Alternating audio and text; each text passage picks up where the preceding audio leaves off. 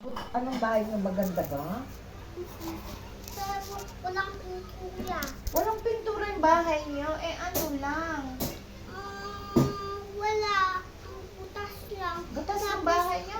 ang gawa na ako ng nanay ko ng plastic na bahay. Tapos natulog na ako mag-isa. Tapos pagising ko, nakakatakot doon. Nakatakot na brown out. Oh, Ay, kawawa. Hindi kayo nakabayad ng kuryente? bakit hindi ba kayo bata nakabayad ng kuryente? Hindi, Bata? wala kaming pera. Mahirap lang kami.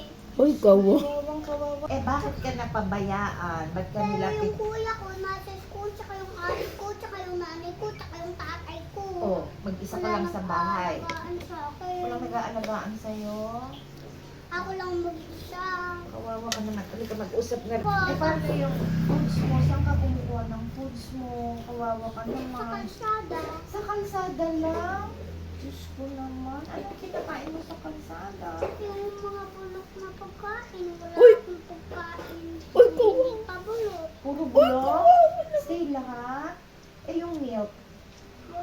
Meron din. Pero? Didilaan ko lang. Ay, Wala kawawa. akong gatas. Ay, kawawa.